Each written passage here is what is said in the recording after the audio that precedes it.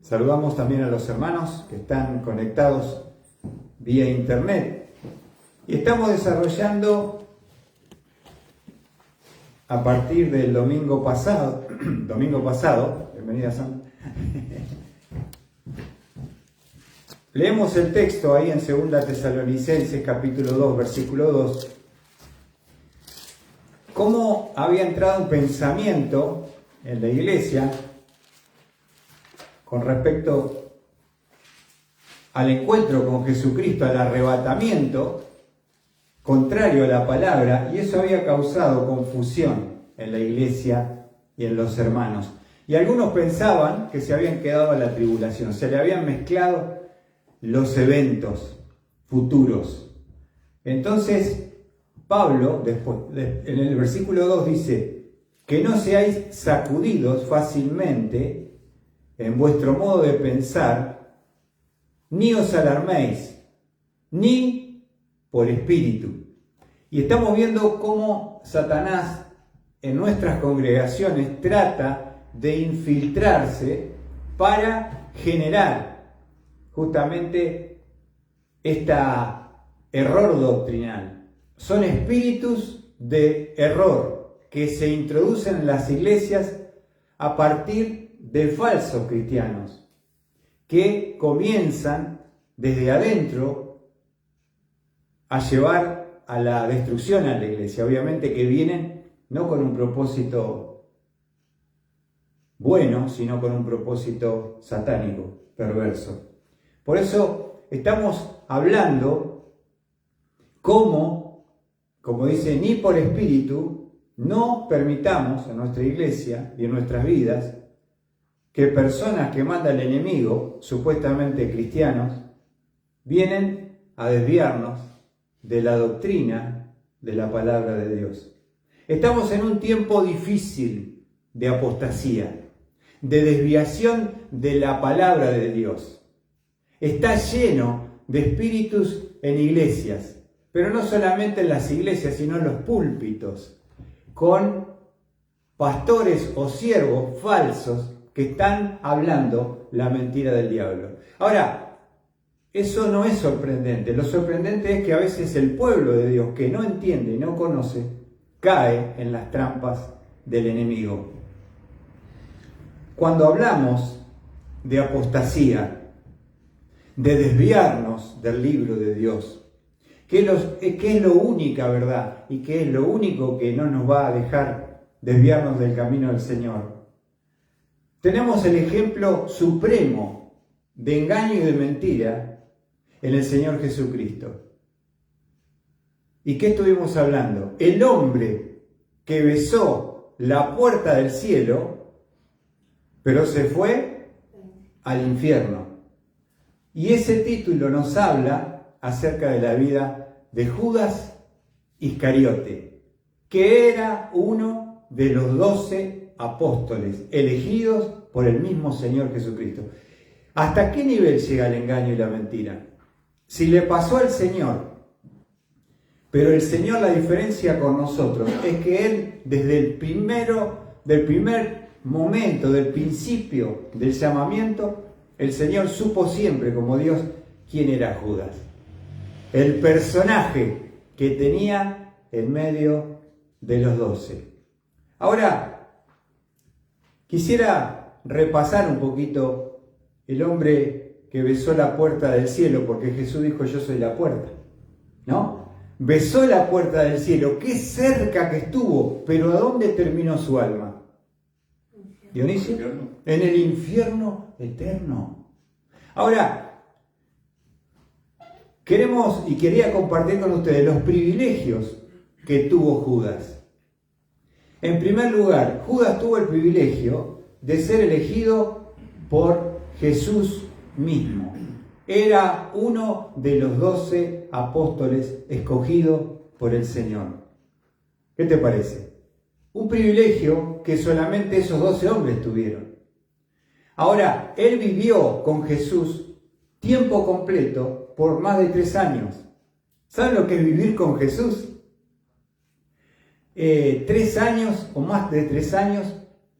Él tenía un ministerio que era tesorero, tenía un ministerio dentro de los 12 que era llevar las ofrendas. Recibió toda la instrucción del mejor de los maestros, del mismo Jesús, de su propia boca escuchar al maestro por 3 años y medio. Tuvo el ejemplo supremo, o sea, nunca tuvo excusa de decir, no, pero Jesús enseña una cosa y hace otra, no. Él era la enseñanza y el ejemplo perfecto. Él vio todos sus milagros extraordinarios. Él vio al ciego ver, al paralítico caminar, gente liberada del poder del diablo, los panes y los peces multiplicados, muertos resucitados. Lo vio caminar sobre el mar, reprender al viento y al mar y enmudecer. Pero Judas es la tragedia humana más grande, porque tuvo terribles privilegios que recibió, pero la oportunidad desperdiciada de Judas fue única en su género. Tuvo privilegios extraordinarios, Judas, pero es el ejemplo máximo, podríamos decir, de oportunidades desperdiciadas. Porque viendo todo eso, participando de todo eso, siendo del privilegio de ser uno de los 12, teniendo un ministerio, Jesús lo amaba, Jesús lo instruyó, le mostró el ejemplo, le dio un ministerio. Ninguna de esas cosas conmovieron el corazón de Judas. Y es el ejemplo de la oportunidades más grandes desperdiciadas de parte de un ser humano que nunca nadie tuvo esa oportunidad. Ahora, por eso hablamos de Judas, porque si podemos ver a alguien camuflado como falso creyente, ese es Judas, ¿no es cierto? ¿Y por qué está en la historia de Judas en la palabra de Dios? Para nuestra enseñanza, para nuestra instrucción. Ahora, quiero decir rápidamente, por eso vamos a buscar unos textos, que Judas, lo dice Jesucristo, Judas nunca creyó en Jesús como Mesías Salvador. Vos podés estar en un lugar de privilegio, recibir la mejor enseñanza, el mejor ejemplo por el mejor maestro, ver los milagros de Jesús. Sin embargo, nada de eso pudo quebrar el corazón endurecido de Judas Iscariote. Por eso en Juan, vamos a buscar allí en Juan capítulo 6, por eso hoy vamos a ver un poquito rápido para poder cubrir todo. Juan 6:64, Jesús, después de haber estado enseñando, hay un grupo de discípulos que empezaron a murmurar contra él y se escandalizaban. Entre esos que estaban en ese grupo estaba Judas. Dice versículo 64, pero hay alguno de vosotros que no creéis, porque Jesús sabía desde el principio quiénes eran los que no creían y quién era el que le iba a traicionar. ¿Escuchaste bien?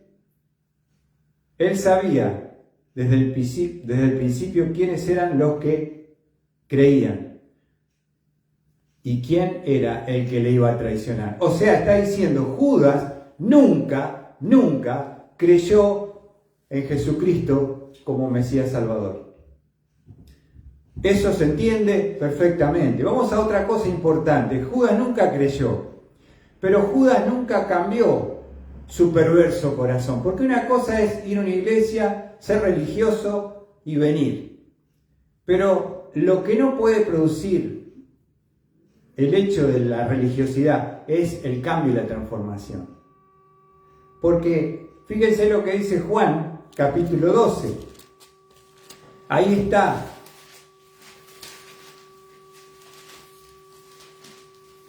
Una mujer que trae un frasco de perfume de alabastro muy costoso dice versículo, esta es María que trae este perfume carísimo, Juan 12, versículo 3.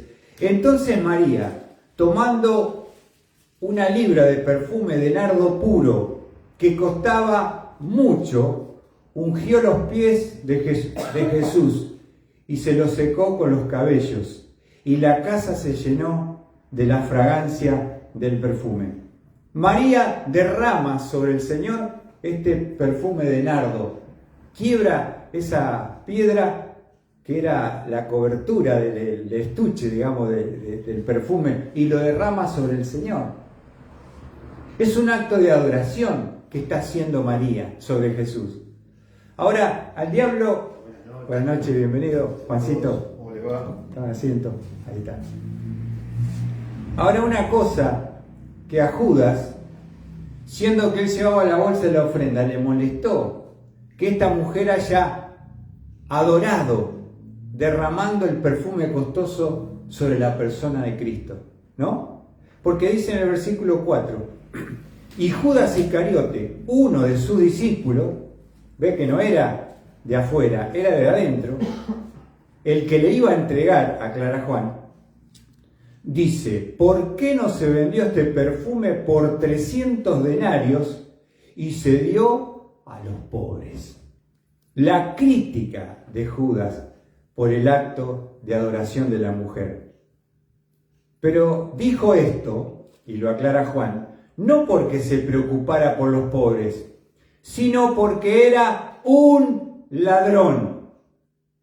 Era un ladrón. Esto pasó 6 días antes de la Pascua, o sea, ya está finalizando el ministerio público de Cristo, y Judas, después de 3 años más, está siguiendo siendo un perverso ladrón. Porque dice el versículo 6, como tenía la bolsa del dinero, sustraía de lo que se echaba en ella. ¿Cómo podés entender el corazón de un tipo, perdón la expresión, un hombre que le roba a Jesús en la cara directamente de la bolsa? Ahora, nadie se dio cuenta, obviamente, de que él era un ladrón. Pero Jesús siempre supo que él le robaba y de a poquito le iba sacando para que no se notara. En realidad lo que quería y dijo y pensó, si esto lo hubiéramos vendido en 300 denarios, que es el sueldo casi de un año de un obrero, yo podría, ¿saben cuál fue el pensamiento genuino sería de Judas? Yo me podría haber quedado con unas 30, de esos 300 denarios, unos 30 me lo hubiera llevado para mí. Yo lo podría haber tenido esa tajada y por eso estaba enojado, por eso la crítica. Y Jesús lo va a retar y le dice, entonces Jesús dijo, déjala, para que la guarde para el día de mi sepultura. Porque a los pobres siempre los tendréis con vosotros, pero a mí no siempre me tendréis. ¿Entienden, hermanos, que el hecho de tener terribles privilegios y él desperdició tremendas oportunidades? Por eso la condenación está basada en la luz recibida.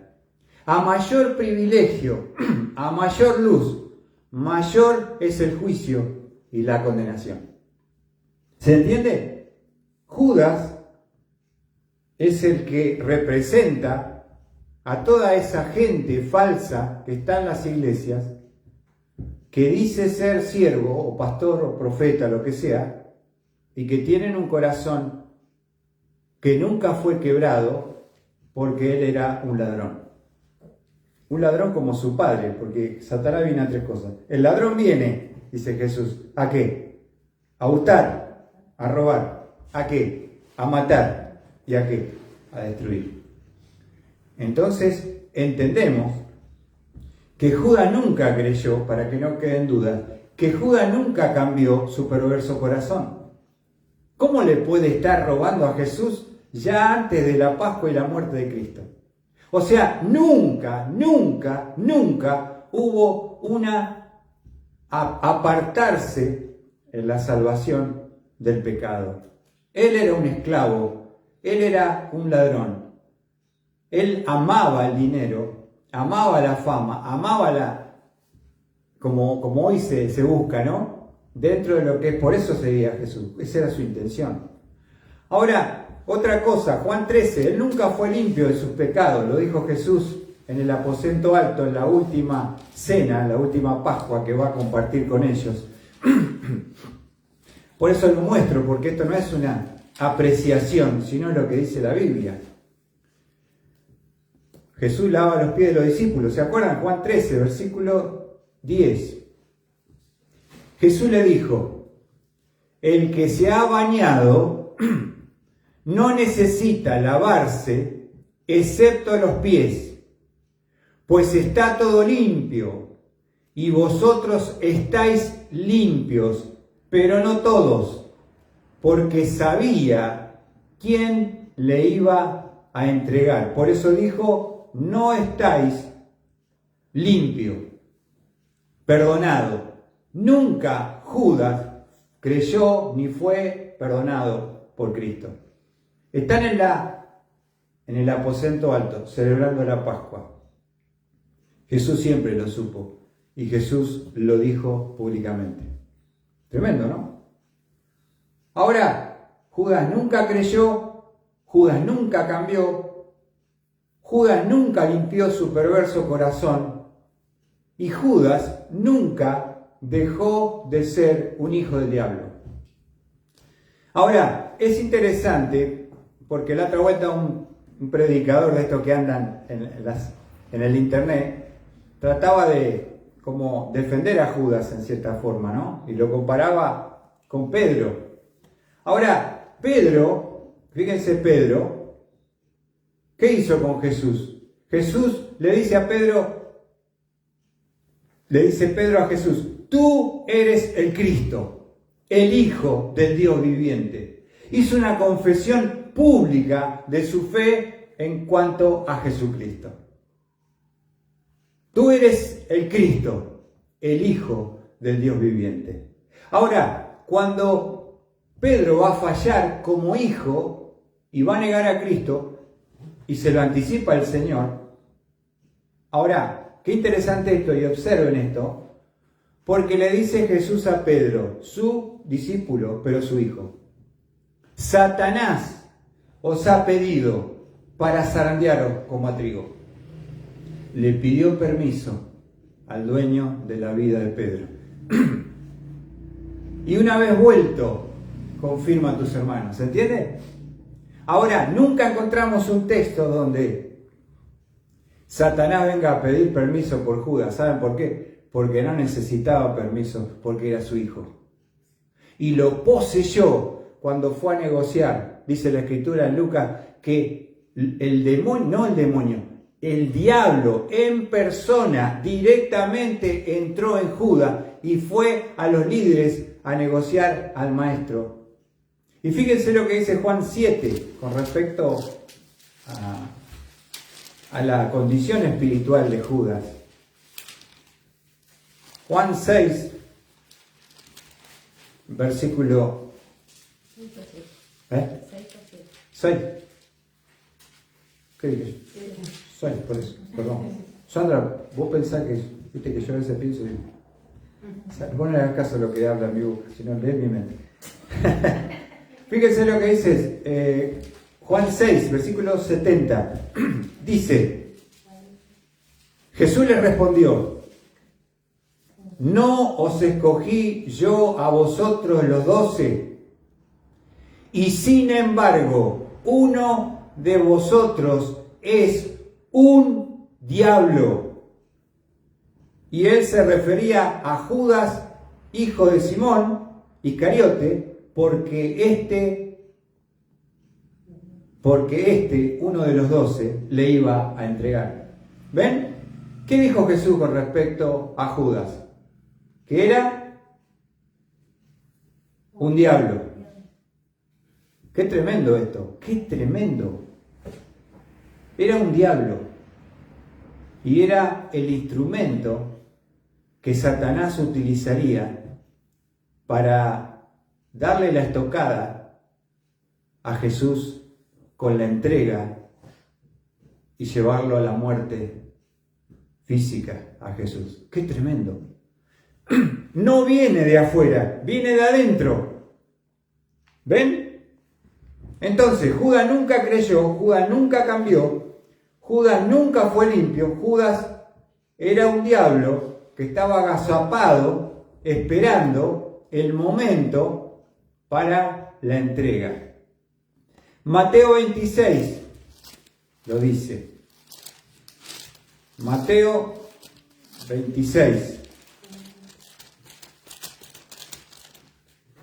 ¿Tienen ahí? Mateo 26, 14. Siguiendo el relato de la historia, cuando se acuerdan que dijo con respecto a María, ¿por qué no fue vendido este perfume? Fíjate cómo sabía el costo. En 300 denarios. La tenía re clara, tipo materialista, sabía el precio al toque para dar a los pobres, ¿viste? Para ponerle un poco como de propósito espiritual. Y cuando Jesús lo reta y lo corrige a Judas, y le dice encima que la mujer y la historia de adoración que ha tenido sobre Jesús va a ser conocida en todo el mundo después de su muerte. Si hay algo que buscaba Judas es trascender, es ser alguien.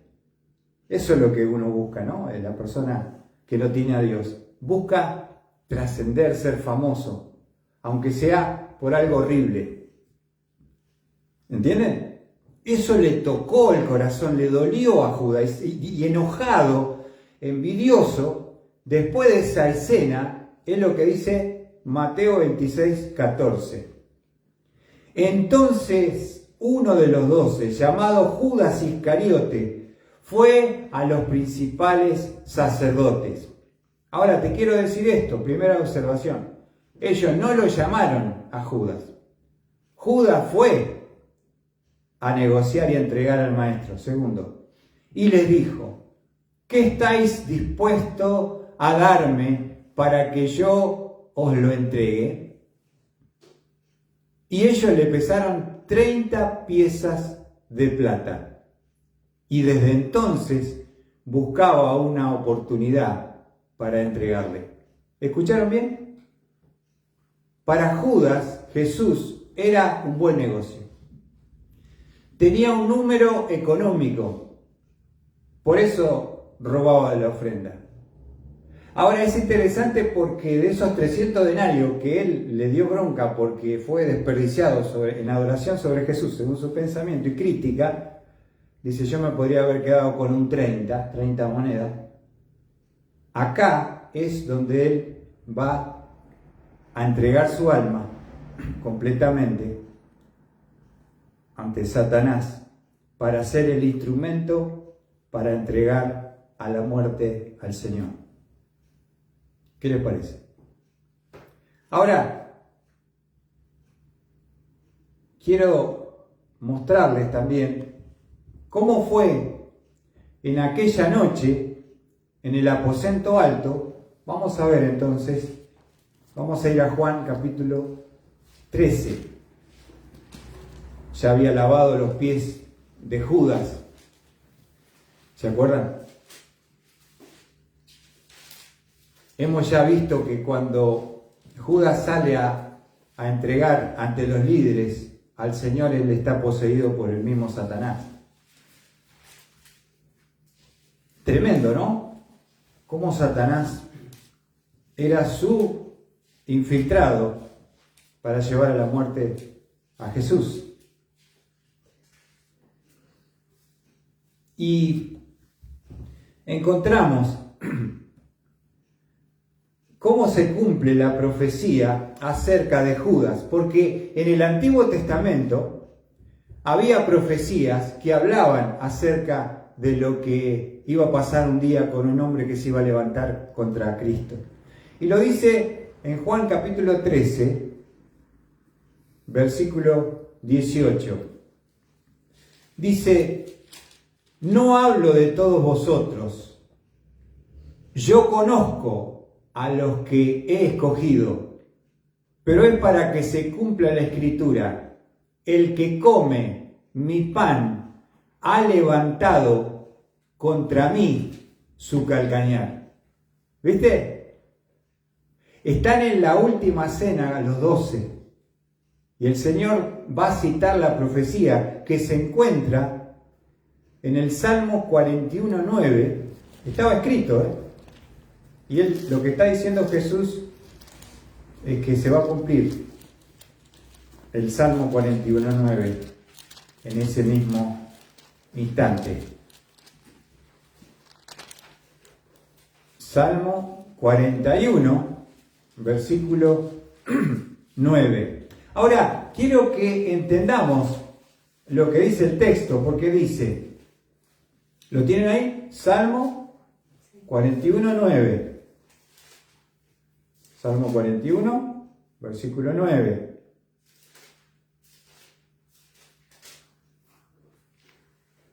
Dice así la palabra del Señor. ¿Qué decía la profecía? Aún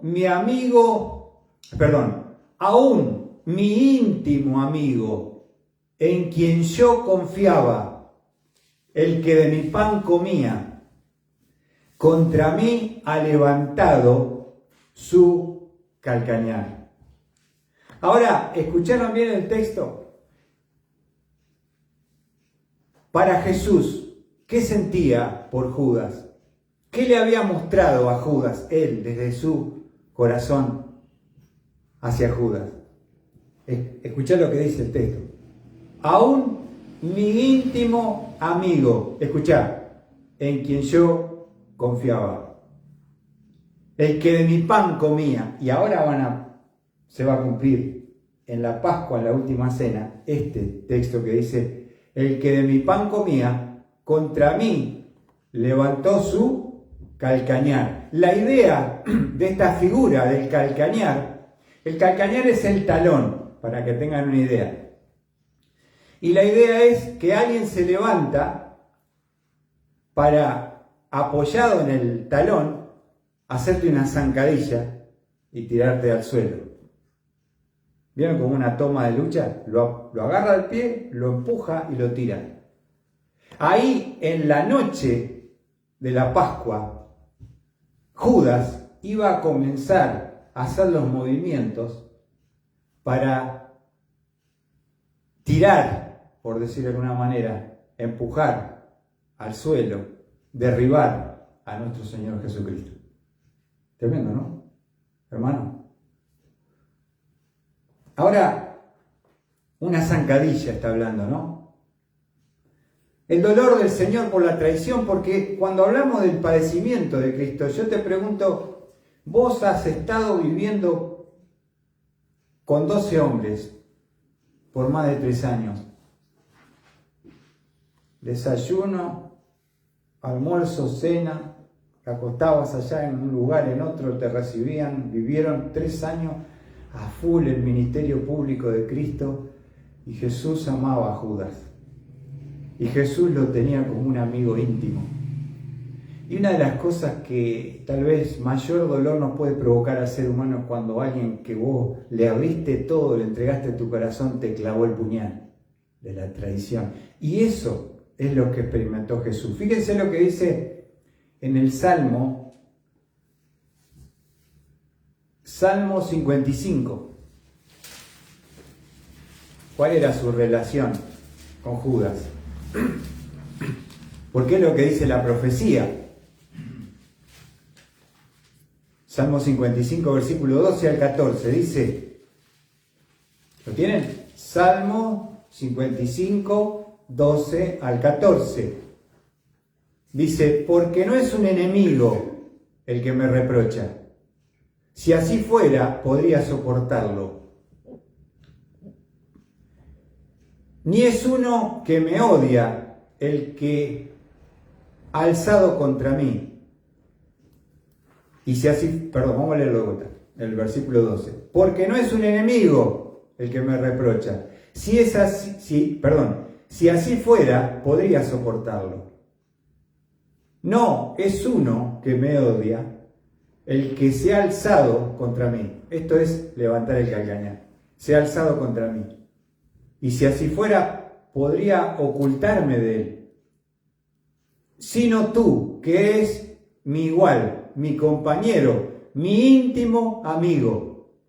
Nosotros que juntos teníamos dulce comunión, que con la multitud andábamos en la casa de Dios. Está hablando de esa amistad que Jesús le demostró prácticamente a Judas, y por eso es el dolor de la traición. Judas es el cumplimiento de la profecía del Salmo 41:9. Vamos a volver al aposento alto, en Juan 13, porque eso decía la profecía. Ahora, en el versículo 21, el Señor revela que uno de ellos lo va a entregar. Juan 13, versículo 21. ¿Tienen ahí? Habiendo dicho Jesús esto, se angustió en espíritu y testificó y dijo: en verdad os digo, que uno de vosotros me entregará.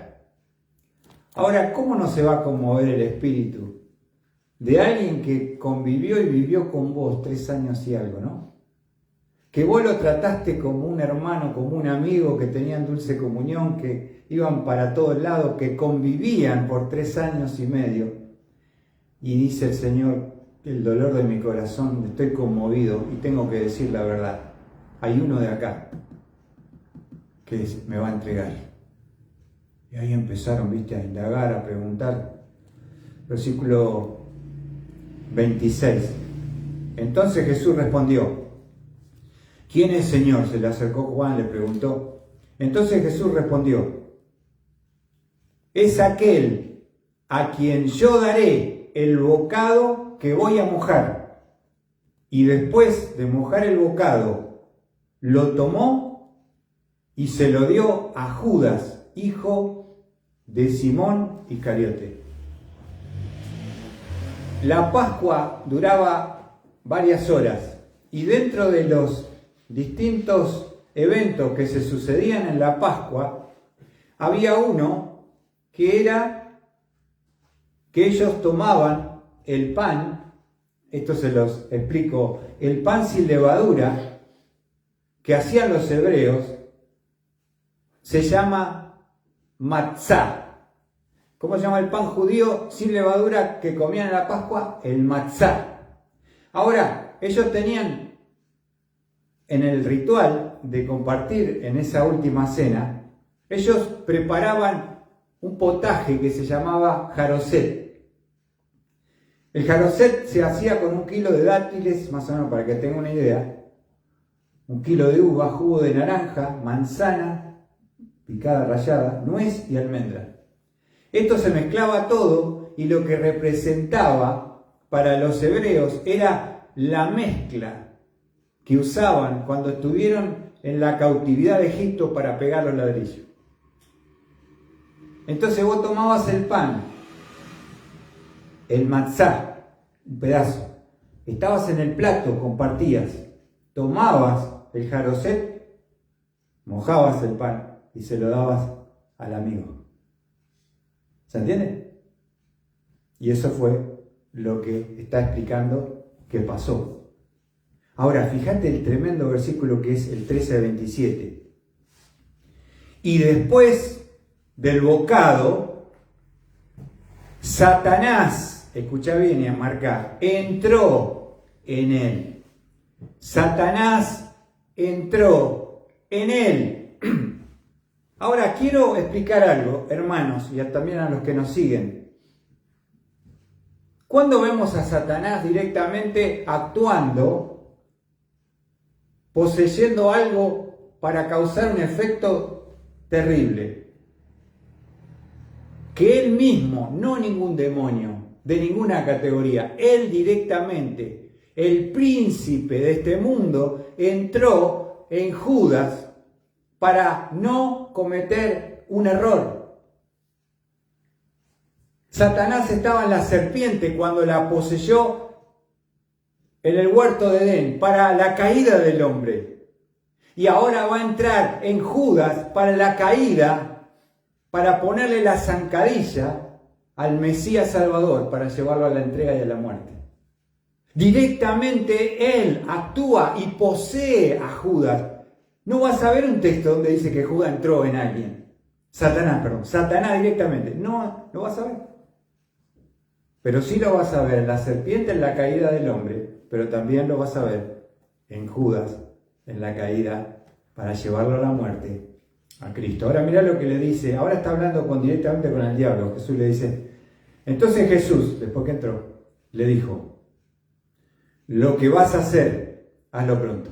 Acá está hablando directamente con el diablo. ¿Entienden? Lo que vas a hacer, ¿qué es lo que va a hacer? Va a salir de ahí y va a ir a buscar la patota que va a encabezar para ir a buscar al maestro para la entrega con el beso de la traición. Es tremendo, hermanos, lo que podemos entender en las Escrituras, lo que dice el texto, ¿no? Ahora, versículo 27 dice, miren lo que dice el versículo 28, pero ninguno de los que estaban sentados a la mesa entendió lo que le dijo esto, porque algunos pensaban que como Judas tenía la bolsa del dinero, Jesús le decía, compra lo que necesitamos para la fiesta, o que diera algo a los pobres. Y Judas, después de recibir el bocado, ya poseído por el diablo, salió inmediatamente y ya era de noche. Otra cosa, Judas conocía bien la logística que trazó para la entrega.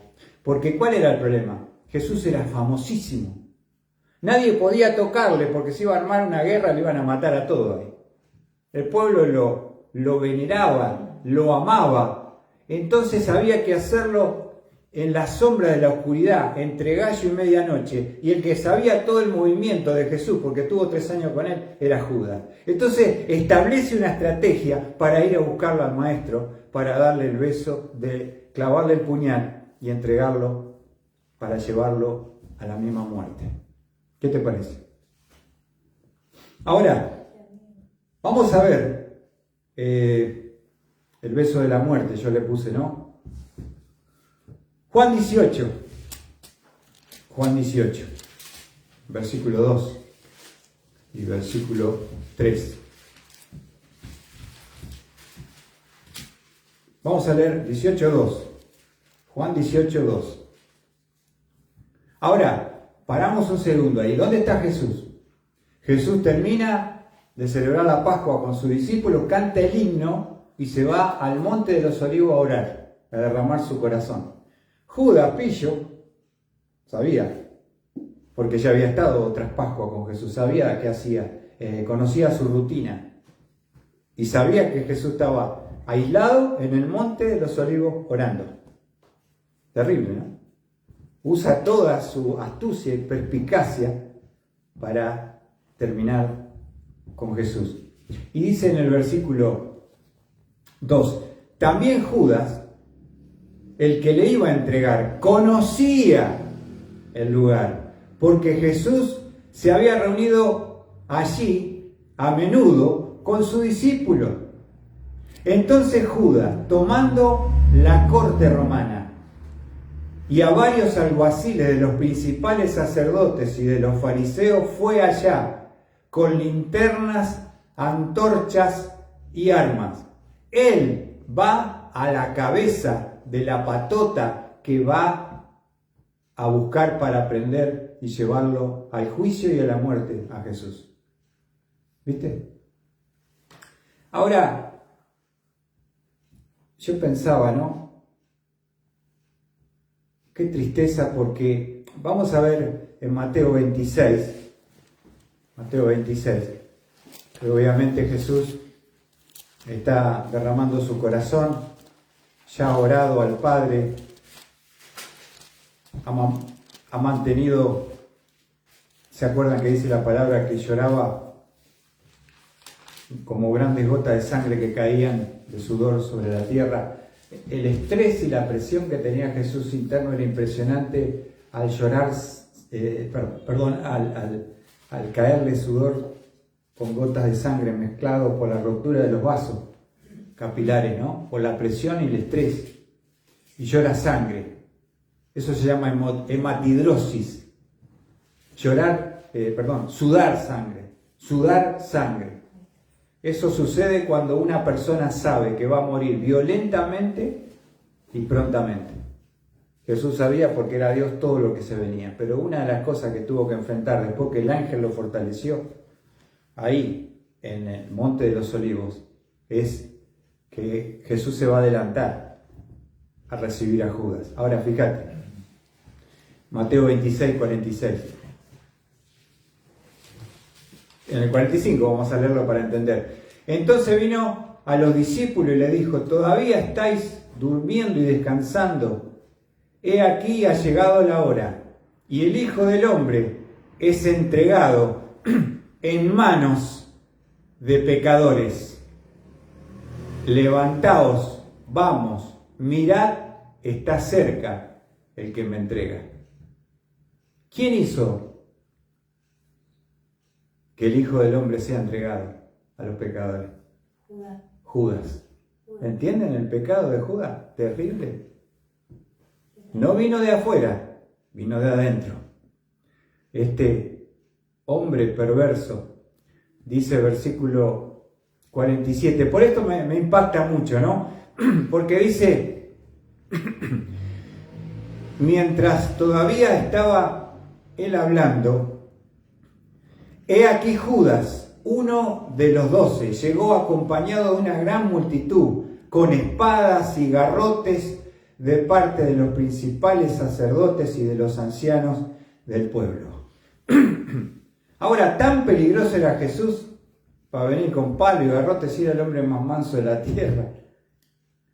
Qué tremendo, ¿no?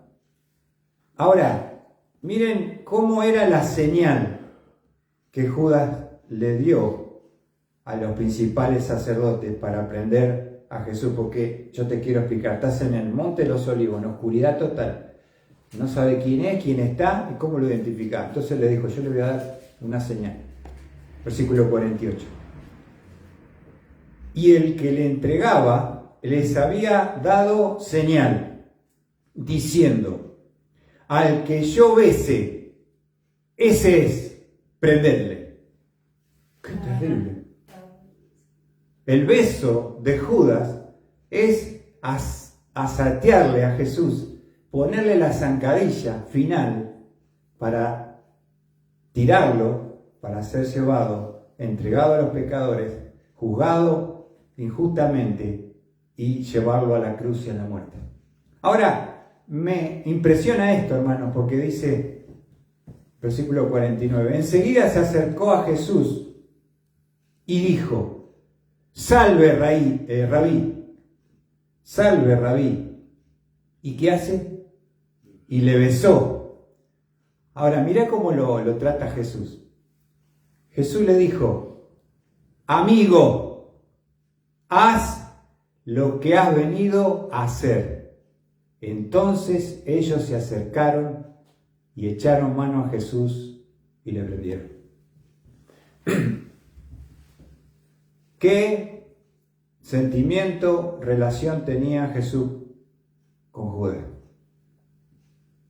Mi amigo, mi íntimo, en quien yo confiaba, levantó contra mí su cacañal. Con un beso entregas al Hijo del Hombre. Hermano, es tremendo esto. Es tremendo. Y para terminar, quiero decir que capítulo 27, ¿cómo termina el precio por traicionar a Jesús y la entrega y la traición? Mateo 27. La pregunta que nos queda es si se arrepintió Judas, porque viste que está la historia y Mateo 27, versículo 3 dice: entonces Judas, el que le había entregado, viendo que Jesús había sido condenado, ¿qué dice tu Biblia, Lorena? Entonces Judas, el que le había entregado, y al ver que habían condenado a Jesús, sintió un remordimiento Ahí está. y devolvió. La versión 60 dice que Judas se arrepintió. Arrepentido, devolvió. Cuando uno estudia la palabra original utilizada, no está hablando de un arrepentimiento que conduce a la salvación, sino está hablando de un remordimiento de conciencia. Porque pareciera ser que Judas lo que quería hacer un gran negocio, pero no quería que lo maten. No sé si se entiende. Por ahí dice, bueno, yo lo he visto salir de cada cosa, yo me hago un mango y él se va a defender. Cuando vio que ya no había salida.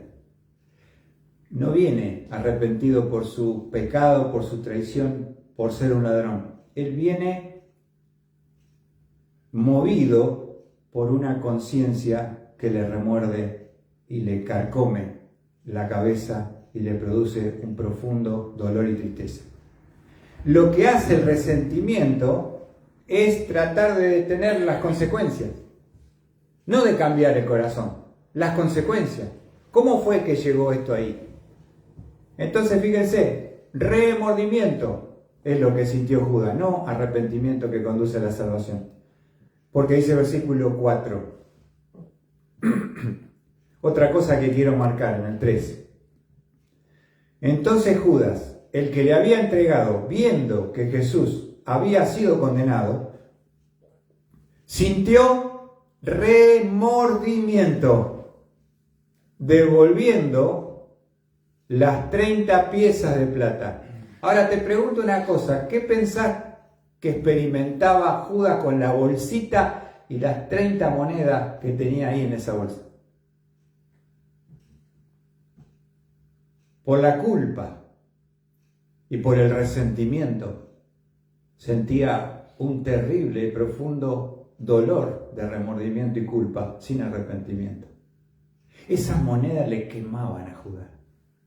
Fue el peor negocio de su vida que le costó la eternidad. ¿Se entiende? Eso es lo que hace el diablo. Te dice que si tenés tal cosa vas a alcanzar tal o cual satisfacción y placer. Y después te engaña y te miente y no te dice las consecuencias. Eso es lo que pasó con Judas. Quiso retrotraer la historia de este capítulo como Netflix. Ese capítulo lo quería tratar desesperadamente de volverlo para atrás. Yo con ladrón no tengo ningún problema, yo le robé toda la vida a Jesús, pero no quería que me lo maten.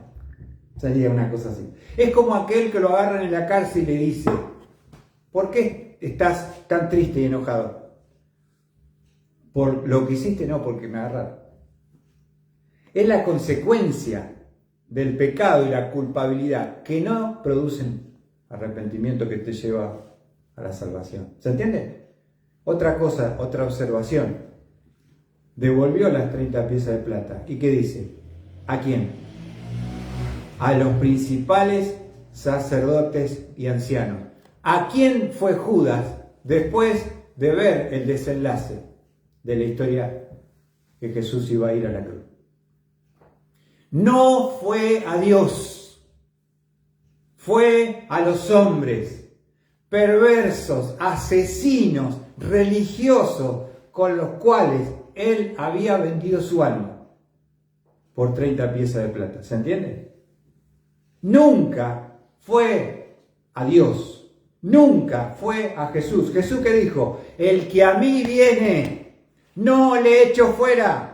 Pero Judas no fue a Jesús, no fue a Dios, no quebró su corazón por su pecado, por su maldad y su perversidad y ser un ladrón, mentiroso, engañador, impostor, que cometió el peor de los pecados. Fue a los hombres, no fue a Dios. Y ahí está la diferencia. Porque dice en el versículo 4, poco tienen valor estas palabras, porque dice, diciendo, he pecado, entregando sangre inocente. Pero ellos dijeron a nosotros que allá tú. Ahora no te sirve nada lo que el diablo te ofrece porque no lo vas a disfrutar. Versículo 5. Como las monedas le quemaban por el remordimiento, dice, y él, arrojando las piezas de plata en el santuario, fue a hablar con los que pactó, no tuvo suerte. Fue a devolver las monedas, no se las aceptaron. ¿Qué hizo entonces? Las tiró en el santuario. Y como el dolor no aminoraba, el dolor de la culpa aplastante no aminoraba, fue a un árbol, agarró una soga y se colgó. ¿Se entiende? Acá está el punto. ¿Se arrepintió Judas para salvación de su pecado y su maldad? No. El remordimiento lo llevó a tratar de revertir la consecuencia, no lo que genera las acciones. ¿Se entiende? ¿Se entiende? Nosotros conocimos una persona que le testificamos de Cristo, una señora, y tenía al marido preso. Y el tipo estaba en el pabellón de los evangélicos.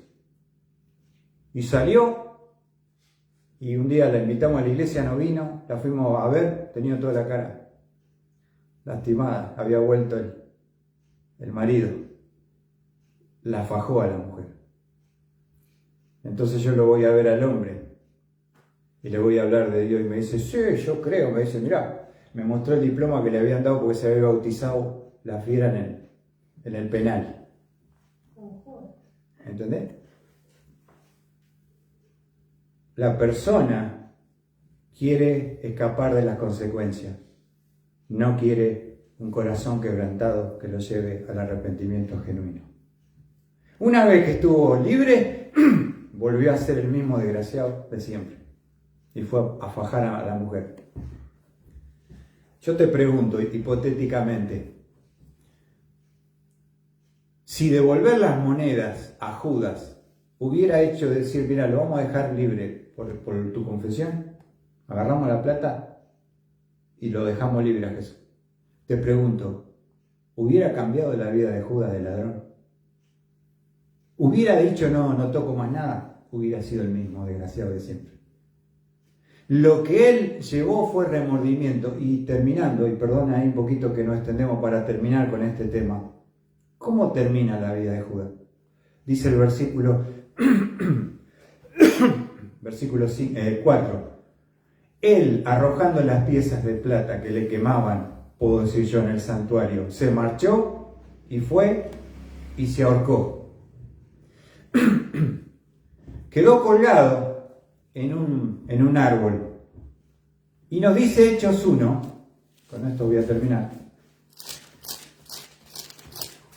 ¿Cómo termina la vida de un entregador, impostor, mentiroso, ¿no? Ladrón? Hechos 1, versículo 16. Hermanos, tenía que cumplirse la escritura en que por boca de David el Espíritu Santo predijo acerca de Judas, el que se hizo guía de los que prendieron a Jesús, porque era contado entre nosotros y recibió parte en este ministerio. Este pues, con el precio de su infamia, adquirió un terreno y cayendo de cabeza se reventó por en medio y todas sus entrañas se derramaron. Acá la idea, porque acá dice con el precio, pareciera que Judas fue y compró el terreno. No fue así, porque ¿qué dice? Mateo 27 dice que los líderes dijeron, no podemos agarrar esta plata en la ofrenda porque es plata de sangre. ¿Viste? Muy cuidadoso. Dice, ¿y qué hicieron? Con las 30 piezas de plata compraron el terreno donde Judas se colgó. Los líderes compraron el campito, que se llama Acéldama, campo de sangre. Y Judas, colgado, no sabemos el tiempo, por el viento se quebró una rama, cae de cabeza y en el medio se revientan todas sus tripas, sus cosas desparramadas. Tuvo una muerte por ahorcamiento, en suicidio, pero reventado como un perro, sus entrañas desparramadas. No tuvo una sepultura como cualquier persona, porque no merecía, por lo que hizo, desparramadas sus entrañas, comida por los perros seguramente. Los líderes compraron el campo para que toda persona que no tenga quien los reclame puedan poner ahí los restos, tirarlo ahí. La historia termina porque dice en el versículo 20: pues en el libro de los Salmos está escrito que sea hecha desierta su morada y no haya quien habite en ella. Eso está hablando del lugar donde Judas se colgó y que otro tome su cargo. Esto era llamado el campo Acéldama, el campo del alfarero, porque de ahí se sacaba el barro para hacer las distintas enseres que había en esa época. Entonces, como era un campo de barro, de arcilla, no era valioso, no era productivo, era un campo que se usaba para sacar el barro. Ese campo se compró con las 30 piezas de plata, donde Judas se ahorcó, cayó reventado y sus entrañas desparramadas. Y dice la palabra de Dios que él fue, a ver si lo encuentro, perdón, versículo 19, otra cosa, ¿no? En el 19: y esto llegó al conocimiento de todos los que habitaban en Jerusalén, de manera que aquel terreno se llama en su propia lengua Acéldama, es decir, campo de sangre. Campo de sangre. ¿Dónde termina? ¿Cómo termina la vida de un apóstata? En el suicidio, tirado como un perro sin una cristiana sepultura, nadie que dé una palabra, nadie que reclame el cuerpo. Pero lo más tremendo, ¿saben otra cosa que pude observar? Que ese campo, Acéldama, está en las afueras de Jerusalén y pertenece al valle de Hinón.